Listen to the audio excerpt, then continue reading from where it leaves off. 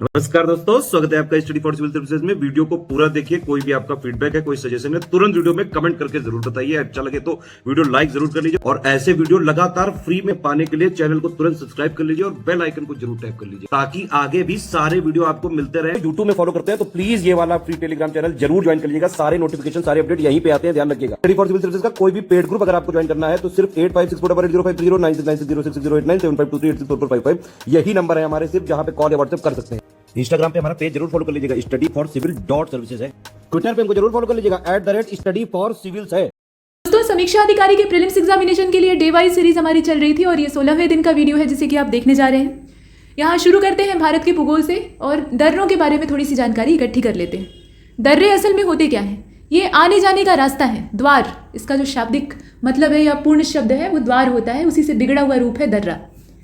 तो पर्वतों के बीच में प्रकृति द्वारा निर्मित ये मार्ग होता है। जब पर्वत बन रहे होते हैं तो बीच बीच में गैप आ जाता है या ऐसी डिज़ाइन बन जाती है जिससे कि आप उसे पार कर सकते हैं।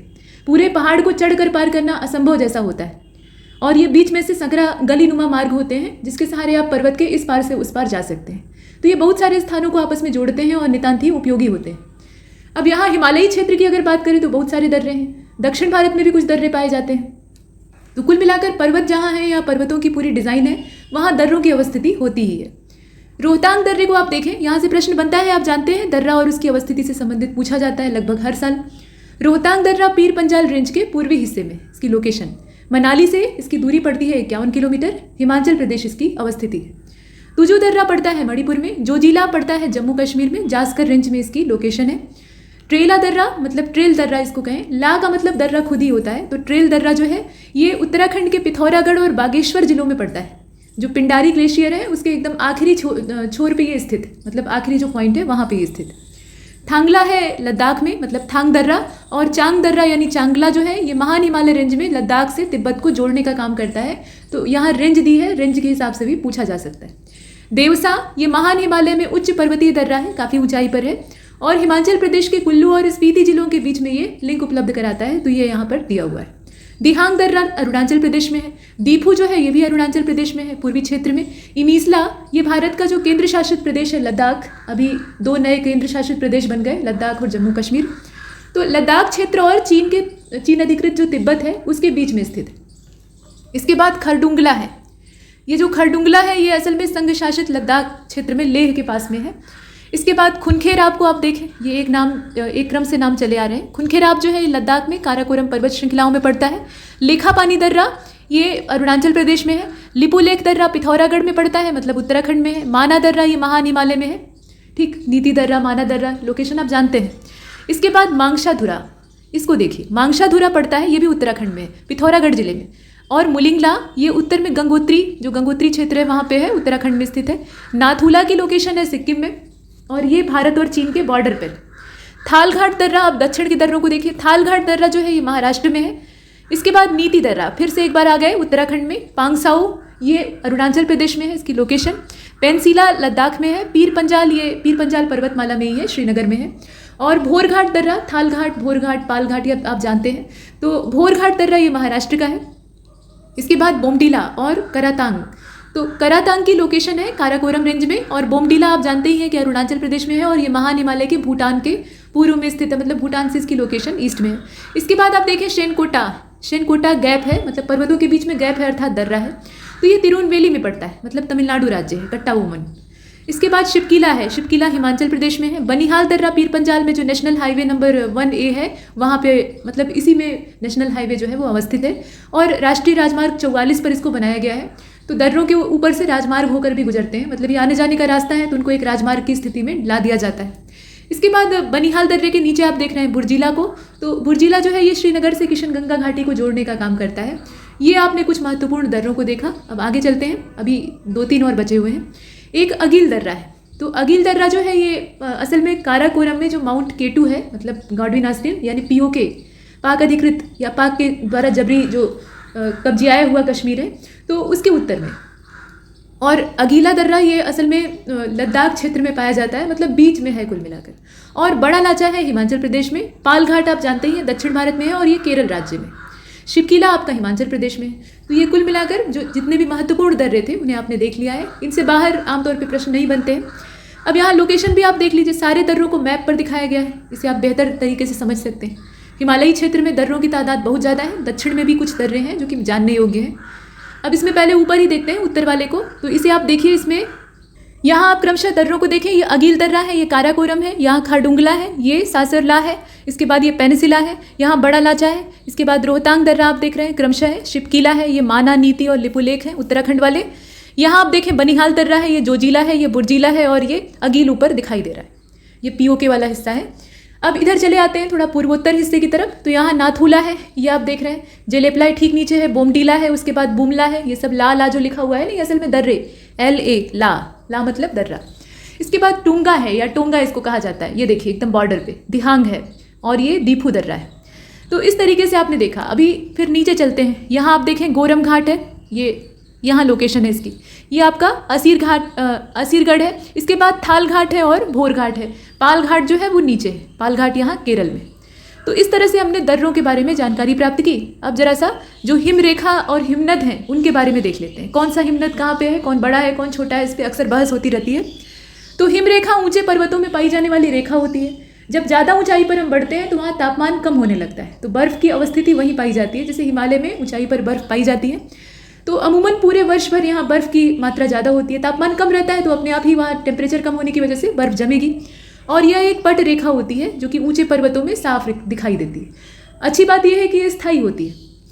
हिमानी या हिमनद, जिसे कि अंग्रेजी में हम ग्लेशियर कहते हैं, ताजे पानी का बहुत बड़ा भंडार होता है और ये गतिशील बर्फ राशि होती है। गतिशील का मतलब यह है कि इसकी मात्रा बढ़ भी सकती है और घट भी सकती है। अगर बर्फ़ की तादाद बढ़ी, ठंडी बढ़ी, तो ये ज़्यादा बड़ा हो जाएगा, इसका आकार बढ़ जाएगा, और गर्मी होगी तो मतलब गर्मी की मात्रा बढ़ेगी तो इसका आकार सिकुड़ने लगेगा, मतलब बर्फ़ पिघलने लगेगी। तो आजकल बढ़ना तो बहुत दूर की बात है, तेज़ी से ग्लेशियरों के आकारों में कमी आ रही है, छोटे होते जा रहे हैं, पिघलते जा रहे हैं और इससे नदियों में पानी बढ़ रहा है और वो पानी जा रहा है समुद्र में, तो समुद्र के जलस्तर में वृद्धि हो रही है और यही ग्लोबल वार्मिंग का सबसे भयंकर रूप है। तो ये हमने देखा। अच्छा, अब इसमें यह भी बताया गया कि भार के कारण पर्वतीय ढालों का अनुसरण करते हुए जो इसमें से जल राशि मुक्त होती है, बर्फ राशि मुक्त होती है। मतलब ऐसा नहीं है कि ग्लेशियर पिघलते हैं तो सीधा सीधा लिक्विड के ही फॉर्म में सब कुछ नीचे आता है, बर्फ़ के छोटे छोटे टुकड़े भी आते हैं, तो वो पूरा हिमयुक्त जल होता है, तो उसे बर्फ राशि कहते हैं। तो वो नीचे की ओर प्रवाहमान होती है, मतलब पानी की प्रवृत्ति होती है ढाल की ओर बहने की नीचे की ओर, तो स्लोप जिधर रहता है उधर प्रवाहित होती है। अब हिमालयी प्रदेश में ही हिमनद ज़्यादातर पाए जाते हैं। ज़्यादातर का मतलब ये है कि बर्फ़ जहाँ होगी वहीं तो हिमनद होंगे, तो ठंडी यहीं पर है हिमालय में ही। तो यहाँ पाए जाने वाले जो हिमनद हैं उनकी अवस्थिति और उनके जो महत्वपूर्ण लक्षण हैं उनको देख लीजिए। इसमें पहला तो सियाचिन है। सियाचिन ये काराकोरम में इसकी अवस्थिति है रेंज के हिसाब से, और हिमालय की नुब्रा घाटी में सबसे बड़ा और ध्रुवीय क्षेत्र से बाहर दूसरा सबसे लंबा हिमनद है। दूसरा सबसे लंबा हिमनद है, ध्यान दीजिएगा। बियाफो, ये काराकोरम लद्दाख में जो बाल्टिस्तान प्रदेश है वहाँ पे है, शिगार नदी में ये जाकर बहता है, मतलब शिगार नदी इससे होकर बहती है। इसके बाद चोगोलुंगमा, ये काराकोरम में है, गिलगिट बाल्टिस्तान वाला। गंगोत्री, ये आप जानते ही हैं उत्तराखंड में, और ये जो गंगोत्री हिमनद है ये गंगा का स्रोत है। चौखंबा शिखर से शिखर के नीचे बनता है और इसे गोमुख भी कहा जाता है, गाय के मुख के समान आकृति बनती है। और देखिए आप रीमो, ये लद्दाख का सियाचिन क्षेत्र है, श्योक नदी में बहता है। हिस्पर, ये गिलगिट बाल्टिस्तान वाला क्षेत्र है, मतलब वहाँ पे स्थित है, और विश्व के सबसे लंबे हिमनद क्रम को इसमें हम देखते हैं। इसके बाद जीमू है, तो सिक्किम नेपाल हिस्सा है इसका, मतलब सिक्किम और नेपाल में इसकी अवस्थिति है। पूर्वी हिमालय में सबसे बड़ा हिमनद है जो कि तीस्ता नदी को पानी देता है, मतलब तीस्ता नदी में जो पानी है वो इसी की वजह से है। द्रांग द्रुंग, अच्छा नाम है, ये हिमालय श्रेणी में ही है, जम्मू कश्मीर के कारगिल जिले में जो जास्कर रेंज है वहाँ पे स्थित है। शफत हिमनद जो है ये पूर्वी हिमालयी श्रेणी में है।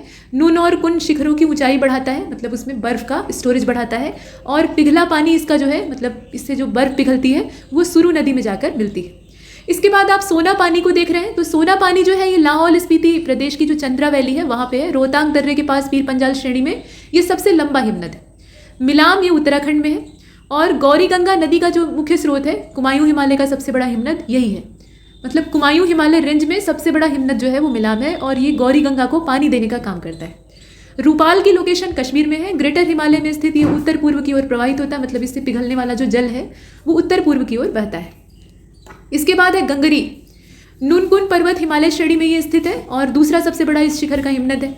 इसके बाद बारह शिंगरी को आप देख रहे हैं, चंद्रघाटी हिमाचल प्रदेश में लाहौल में ये पड़ता है, और दूसरा सबसे लंबा ये हिमनद है जो कि चिनाब नदी में पानी देने का काम करता है, और खुरबा के निक्षेप के तौर पे इसे हम देखते हैं। इसके बाद दमीर है, ये नंगा पर्वत में स्थित है, और पाकिस्तान अधिकृत जो क्षेत्र है कश्मीर का उसमें ये पाया जाता है। दमीर पर्वतों को पर्वतों का राजा भी कहा जाता है, विश्व के सबसे लंबे पर्वत ये हैं। और पिंडारी ये कुमाऊं क्षेत्र में पड़ता है, कुमाऊं क्षेत्र मतलब उत्तराखंड की बात हो रही है, और पिंडारी नदी को ये जन्म देता है। इसके बाद पिंडारी एक जाति भी थी, आप जानते हैं, मतलब समुदाय। चांग कुमदान ये काराकोरम में है और लद्दाख की ये अवस्थिति है। श्योक नदी के लिए ये जल प्रदान करता है और स्रोत मतलब ये स्रोत भी है नदियों का। तो हिमनद जो होते हैं वो किसी न किसी नदी को पानी देने का काम करते हैं, या उन्हीं से नदियों की रचना होती है। और ये पर्वतीय नदियाँ सदा नीरा भी इसीलिए होती हैं क्योंकि जब तक वो बर्फ़ का भंडार रहेगा तब तक उनके अंदर पानी रहेगा। बाल्टेरो ये काराकोरम में है। अगर आप हमारे पेड कोर्सेज ज्वाइन करना चाहते हैं तो ये नंबर दिए हैं, आप संपर्क कर सकते हैं। फ़ोन कीजिएगा तो ज़रूरी इन्फॉर्मेशन यहाँ से मिल जाएगी। अच्छा, भारत के प्रमुख पठारों को देखिए, ये आप देखें इसमें पठारी क्षेत्र कौन कौन सा है।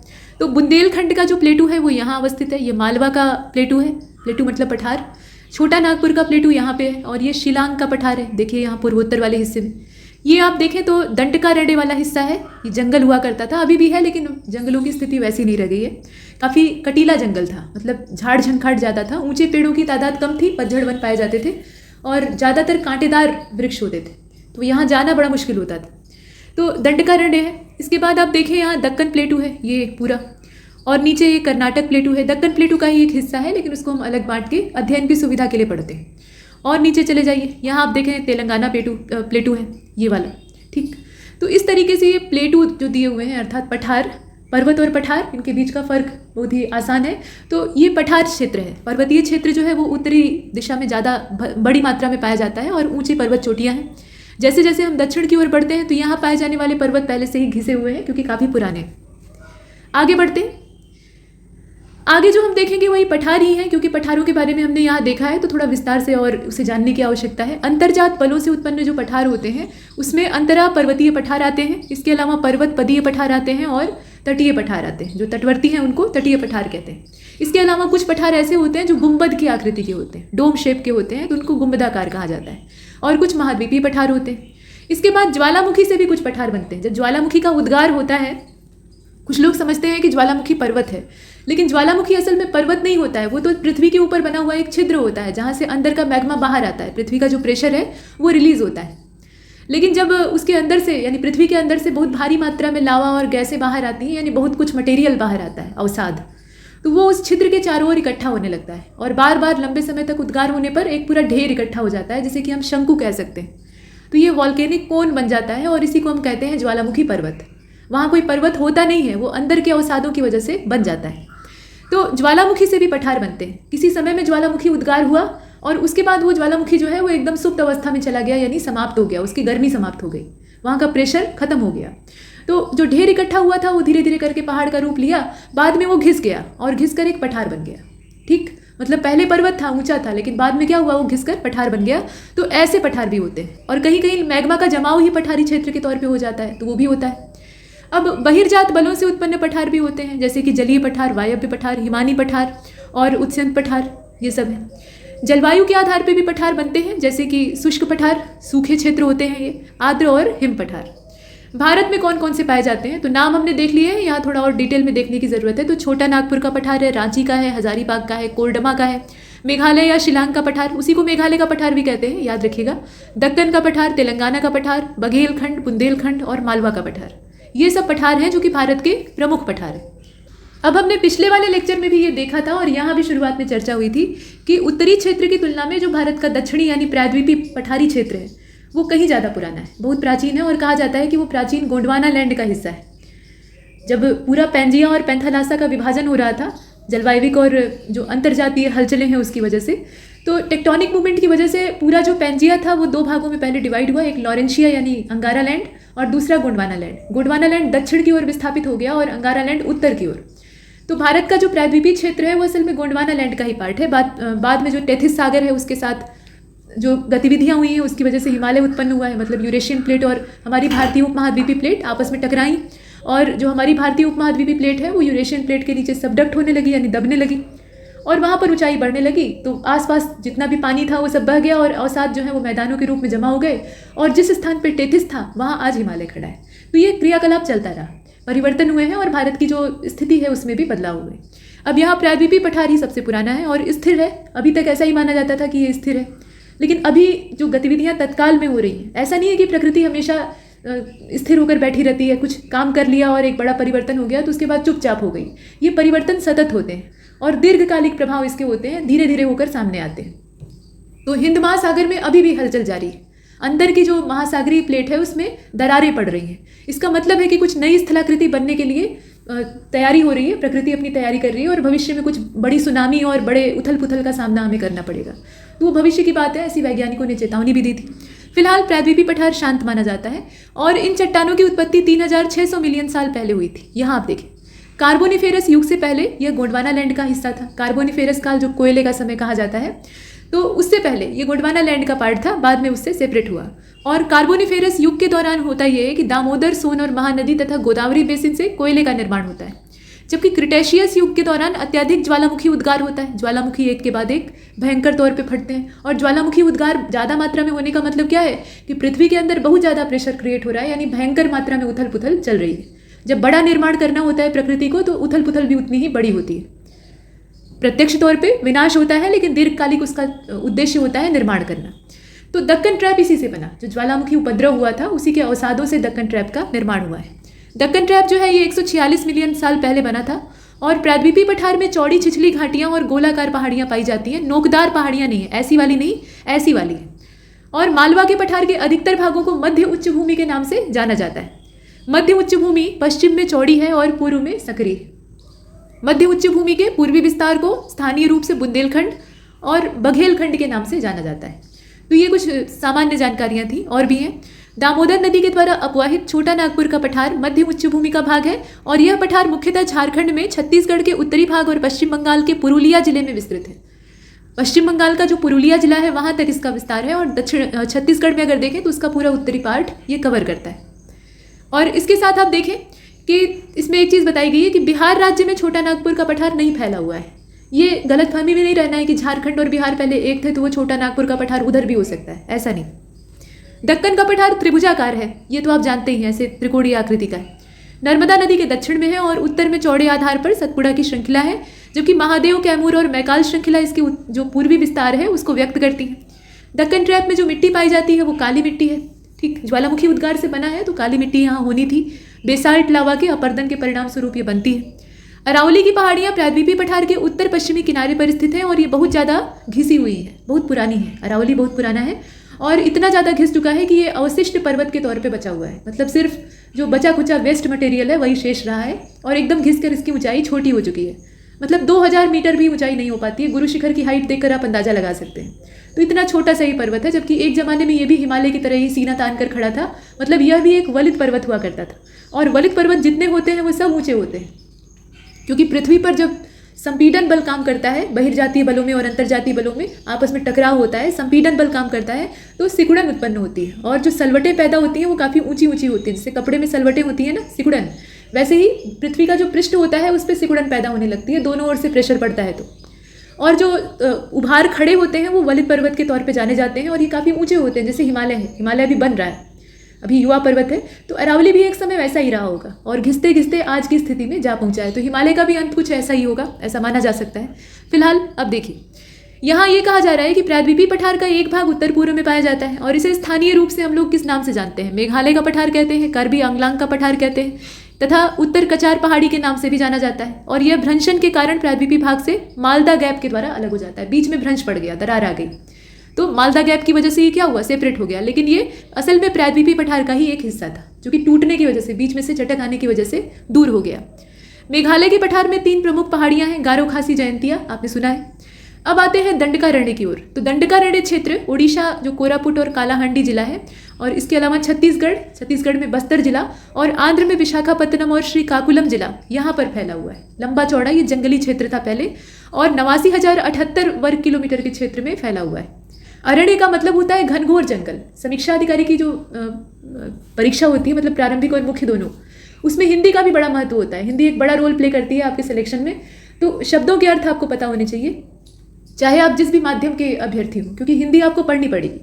तो अरण्य का मतलब होता है घनघोर जंगल। सामान्य जो जंगल होता है उससे ये कहीं ज़्यादा अलग होते हैं। ये बियावान होते हैं, मतलब यहाँ कोई नहीं आता जाता है। मनुष्य का आना जाना एक तरह से गायब ही रहता है, सिर्फ जो हिंसक पशु हैं वही यहाँ रहा करते हैं। तो ऐसा अरण्य था ये दंडकारण्य, मतलब एकदम घनघोर जंगल, कटीली झाड़ियों से घिरा हुआ। राक्षस यहाँ रहा करते थे, ऐसी मान्यता थी, मतलब पौराणिक मान्यता थी। इसके बाद आप देखें, धनबाद कोयला खनन और औद्योगिक संस्थापन के लिए जाना जाता है। कोयला यहाँ पाया जाता है। धनबाद में लाल मिट्टी के भी बहुत बड़े क्षेत्र पाए जाते हैं, हालांकि ये कृषि के लिए बहुत ज़्यादा उपयोगी नहीं होती है।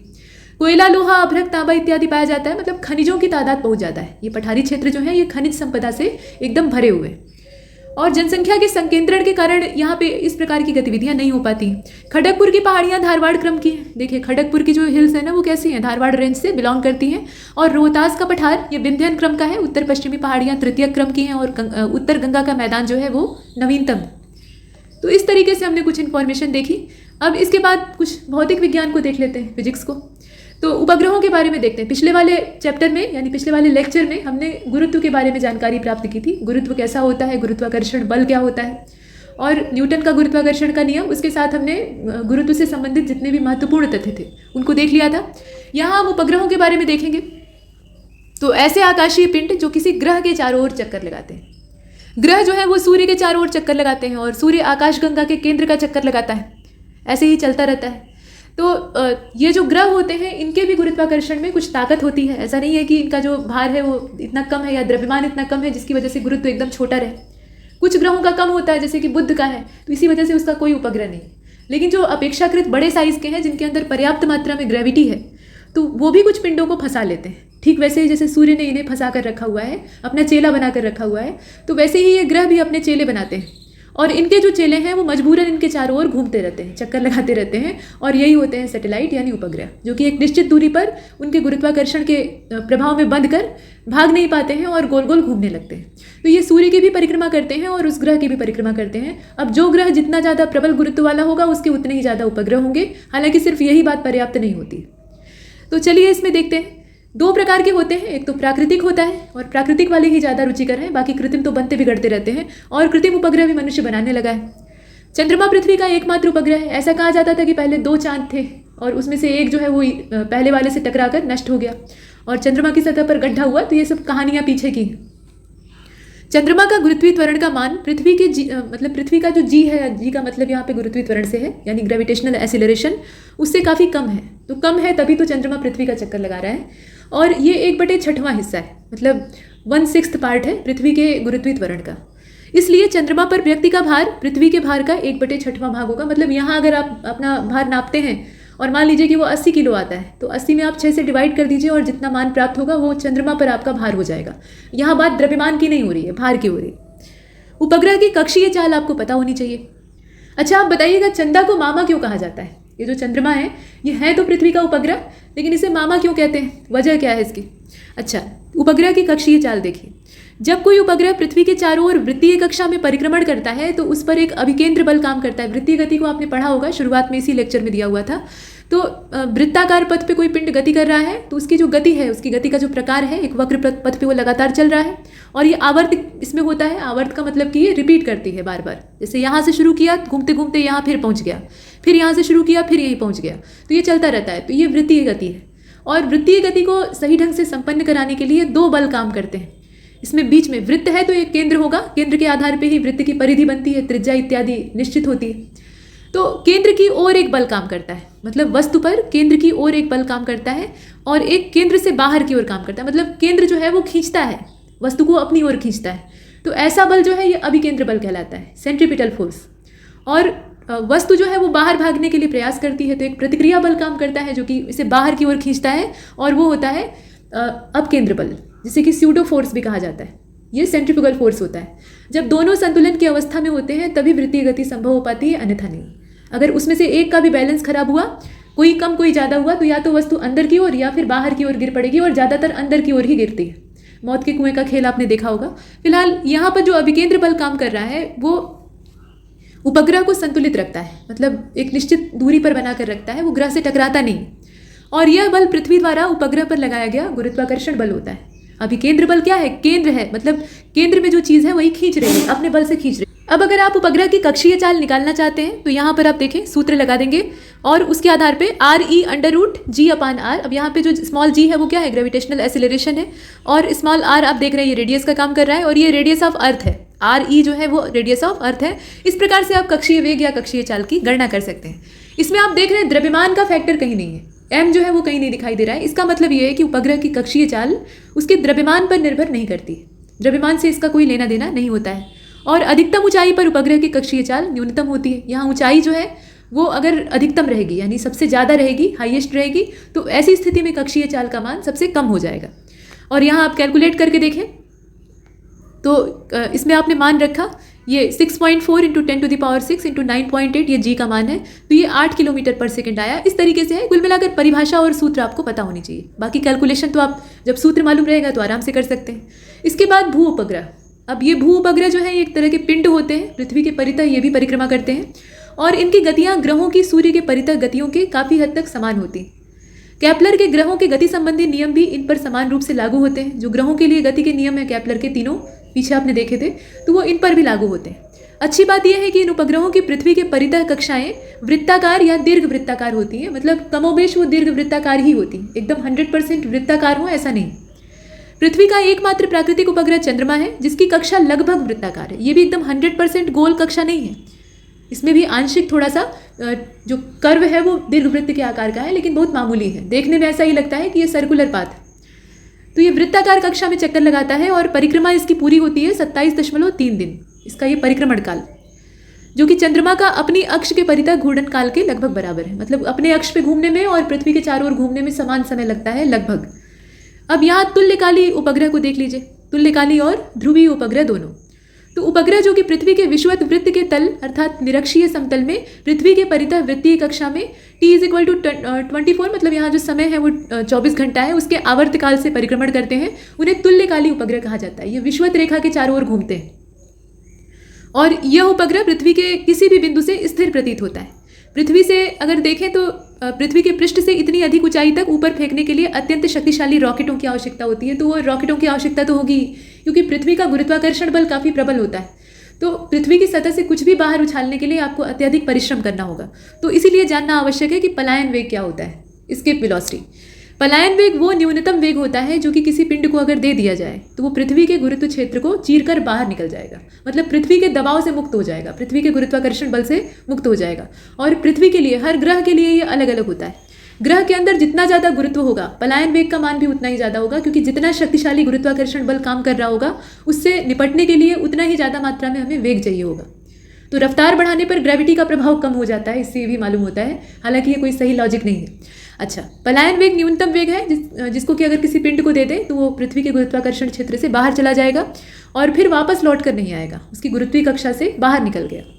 और इसके लिए जो आवश्यक गतिज ऊर्जा पिंड को दी जाती है उसको पलायन ऊर्जा कहते हैं। पृथ्वी के संदर्भ में पलायन वेग का मान 11.2 किलोमीटर पर सेकेंड है। आप देख रहे हैं ये कितना बड़ा, मतलब कितनी ज़्यादा तेज रफ्तार है।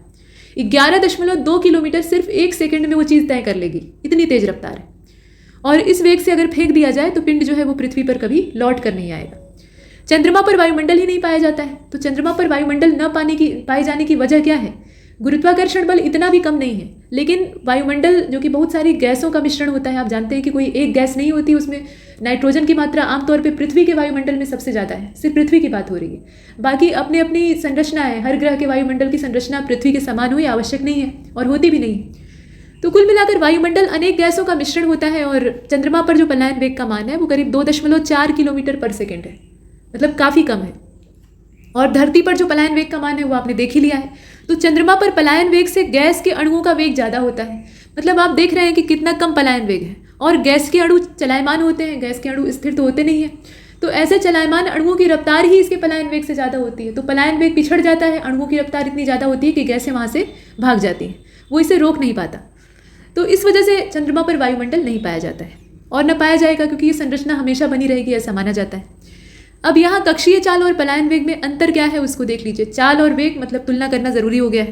तो पृथ्वी के समीप किसी उपग्रह की कक्षीय चाल v0 तथा पृथ्वी तल से फेंकी गई किसी वस्तु का पलायन वेग ve अगर ऐसा होता है तो जो सूत्र हम इसमें तुलना के लिए देखते हैं वो क्या है?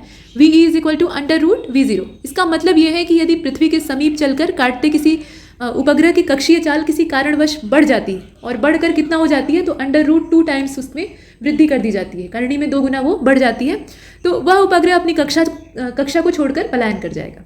तो ये कैलकुलेट करने का तरीका है, इससे आप किसी भी ग्रह के कक्षीय चाल या किसी भी ग्रह का पलायन वेग ज्ञात कर सकते हैं। अब उपग्रह की ऊर्जा को देखिए। किसी कक्षा में घूमते हुए उपग्रह की कुल ऊर्जा उसकी गुरुत्वीय स्थितिज ऊर्जा और गतिज ऊर्जा का असल में योग होती है, और गुरुत्वीय स्थितिज ऊर्जा का मान होता है, इसे U से व्यक्त करते हैं, -GMEM/r। यहाँ जो ME है वो मास ऑफ अर्थ है, और दूसरा M जो है वो उपग्रह का द्रव्यमान है, और R आप देख रहे हैं ये दूरी को दर्शा रहा है। बाकी G आप जानते ही हैं यूनिवर्सल ग्रेविटेशनल कांस्टेंट है, यहाँ माइनस होता है, ये ध्यान दीजिएगा। और गतिज ऊर्जा तब क्या हो जाएगी, तो 12mv²। आमतौर पे सूत्र हम देखते हैं। अब यहाँ पे क्या है, 1/2 GMEM/r। और उपग्रह की अगर आपको कुल ऊर्जा निकालनी है तो E = -12 GMEM/r। इस तरीके से आप सूत्र लगाकर निकाल सकते हैं। तो इसमें फार्मूले के डेरिवेशन में नहीं जाना है कि उसे डेराइव करके हमें नया सूत्र निकालना है, क्योंकि वो काम आप इंटरमीडिएट के फिजिक्स में करते हैं या हाई स्कूल के फिजिक्स में करते हैं। लेकिन यहाँ पर सिर्फ आपको सूत्र पता होना चाहिए, क्योंकि इस पर हो सकता है कि कोई छोटा मोटा न्यूमेरिकल देकर आपको फंसाने की कोशिश की जाए। इसके बाद आगे चलते हैं। सूत्र के डेरिवेशन में नहीं बल्कि सूत्र के अनुप्रयोग में, उसके एप्लीकेशन में आपको दिमाग लगाना है। यहाँ उपग्रह की बंधन ऊर्जा को देखिएगा, बाइंडिंग एनर्जी ऑफ सैटेलाइट। तो उपग्रह की बंधन ऊर्जा असल में होती क्या है, किसी उपग्रह को उसकी कक्षा में पलायन कराने हेतु आवश्यक ऊर्जा की मात्रा को उपग्रह की बंधन ऊर्जा कहते हैं। और बंधन ऊर्जा का जो मान है यहाँ दिया हुआ है, माइनस उपग्रह की कुल ऊर्जा, मतलब बंधन ऊर्जा में से आप क्या कर रहे हैं, उपग्रह की ऊर्जा को घटा रहे हैं। तो कुल मिलाकर ये सूत्र जो यहाँ बना है, इसको देखिए GMEM/2r। और इसका मतलब ये है कि उपग्रह की गतिज ऊर्जा अगर दोगुनी कर दी जाती है तो उपग्रह अपनी कक्षा से पलायन कर जाएगा। गतिज ऊर्जा जितनी थी उसका दोगुना कर दीजिए। उपग्रह का परिक्रमण काल, टाइम पीरियड ऑफ सैटेलाइट। तो किसी उपग्रह द्वारा किसी ग्रह के चारों ओर एक परिक्रमण पूर्ण करने में जो समय लगता है उसे उपग्रह का परिक्रमण काल कहते हैं। और उपग्रह जिसका आवर्तकाल 24 घंटे का है उसे भूस्थिर उपग्रह कहते हैं, जियो स्टेशनरी सैटेलाइट कहते हैं। और भूस्थिर उपग्रह की पृथ्वी की सतह से जो ऊंचाई है वो 36,000 किलोमीटर होती है। यहाँ आप देख रहे हैं। उपग्रह का अगर आप परिक्रमण काल निकालना चाहते हैं तो ये वाला सूत्र इस्तेमाल कर लीजिएगा। इसमें से कुछ जो है वो नियतांक है, जैसे कि रेडियस ऑफ अर्थ वो बदलने वाली नहीं है, और इसके साथ साथ जो स्मॉल g का मान है वो भी पृथ्वी के संदर्भ में कम से कम बदलने वाला नहीं है। 2π, अब इसमें पाई की जो वैल्यू है वो भी चेंज होने वाली नहीं। तो इस प्रकार से कुछ स्थायी इसमें नियतांक है, बाकी जो है वो ऊंचाई आप इसमें देख लीजिए, और इसे कैलकुलेट कर लेंगे तो आपको उपग्रह का परिक्रमण काल पता लग जाएगा। अब इसके बाद जो गति के बारे में हम देखने वाले हैं वो है सरल आवर्त गति। और जब कोई कण अपनी माध्य स्थिति के दोनों ओर सरल रेखा में दोलन करता है तो उस गति को सरल आवर्त गति कहते हैं।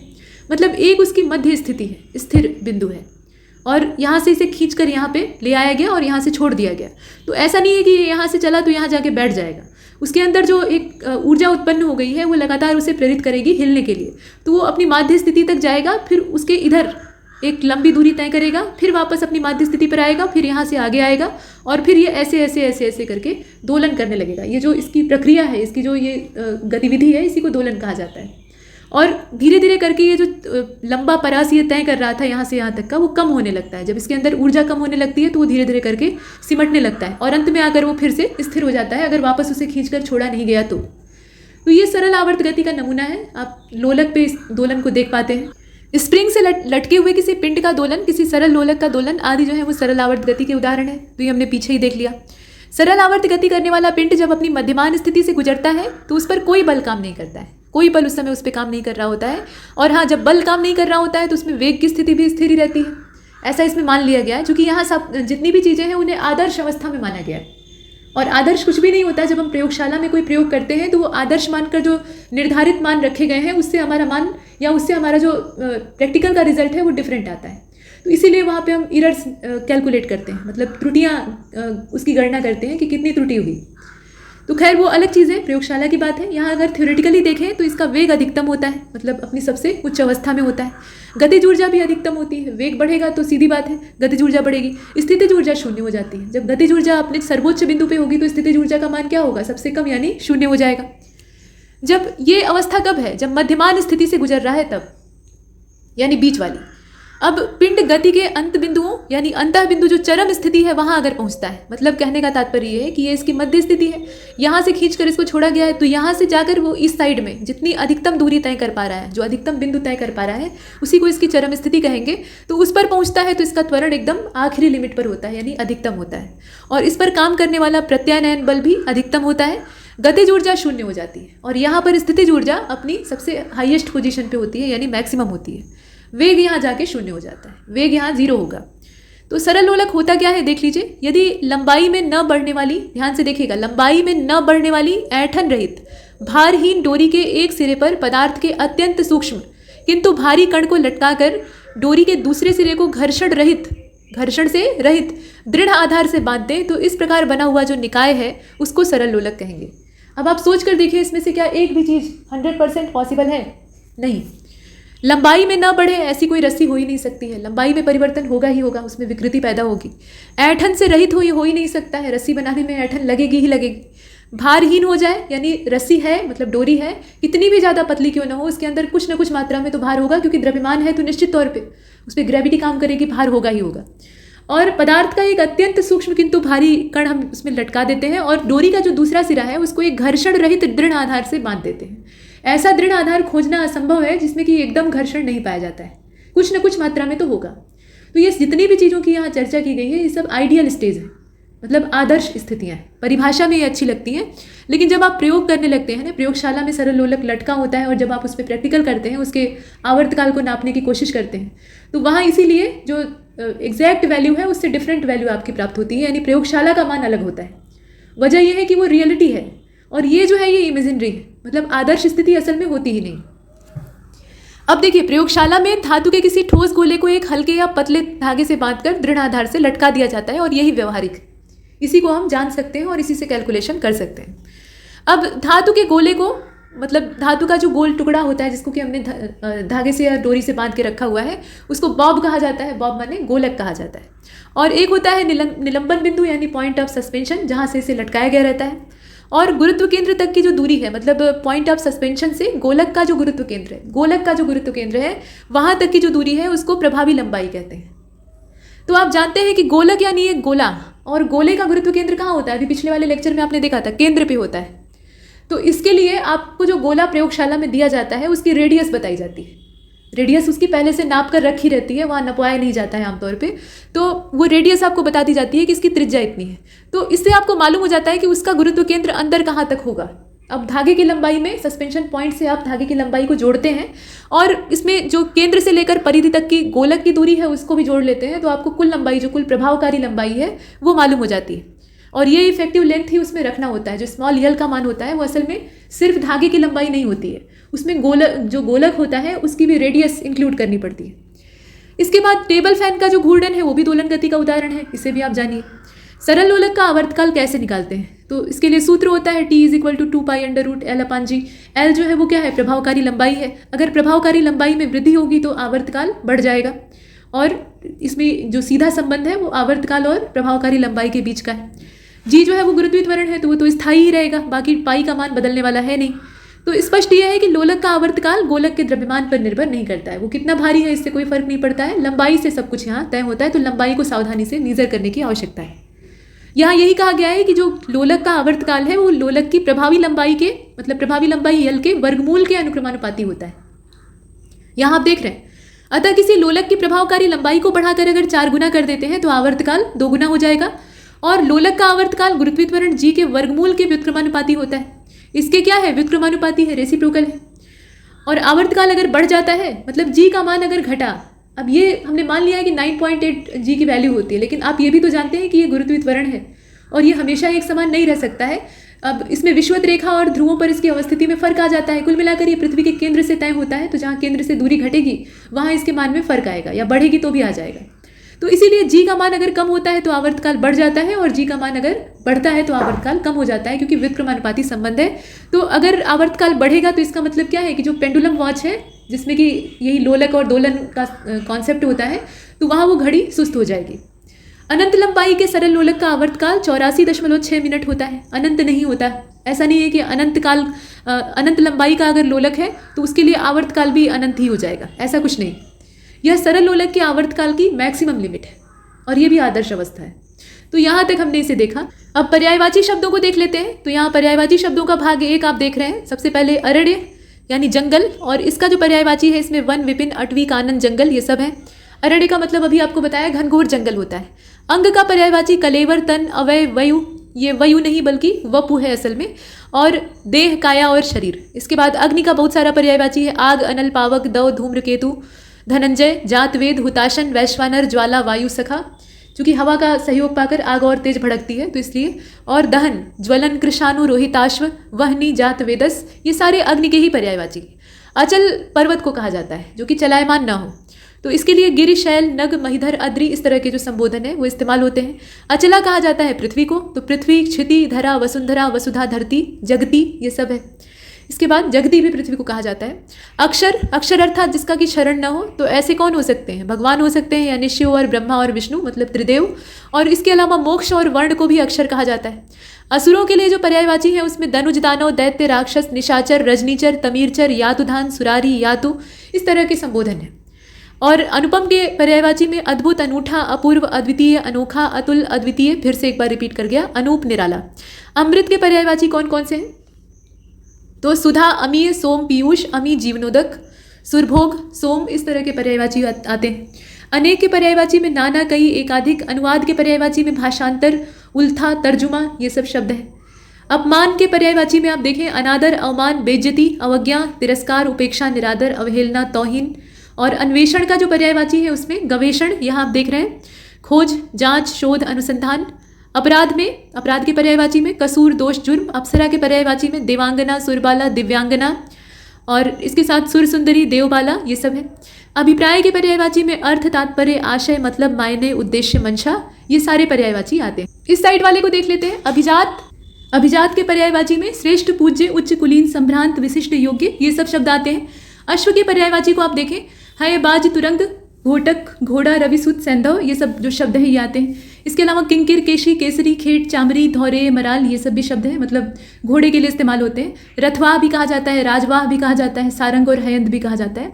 अधर के पर्यायवाची को आप देखिए, ओष्ठ, ओठ, रथछद, रथपुट ये सब शब्द आते हैं। अज के पर्यायवाची में ब्रह्मा, ईश्वर, दशरथ के जनक जो हैं, मतलब दशरथ के पिता जो थे उन्हें भी महाराज अज कहा जाता था, तो उनका भी नाम है। इसके अलावा बकरे को भी कहा जाता है। अर्थ, इसका अभिप्राय, धन, हेतु ये सब होता है। धन को भी अर्थ कहा जाता है, आप अर्थशास्त्र पढ़ते हैं। अरुण के पर्यायवाची में सिंदूर और सूर्य। और अंक, ये हृदय को भी कहा जाता है, गोद को भी कहा जाता है। संख्या, नाटक के एक भाग को भी हम अंक कहते हैं। सर्ग को भी कहते हैं, नंबर या क्रमांक है तो उसको भी अंक कहते हैं। अनार के पर्यायवाची में दाड़िम, शुकप्रिय, रामबीज, शुकोदन ये सब है।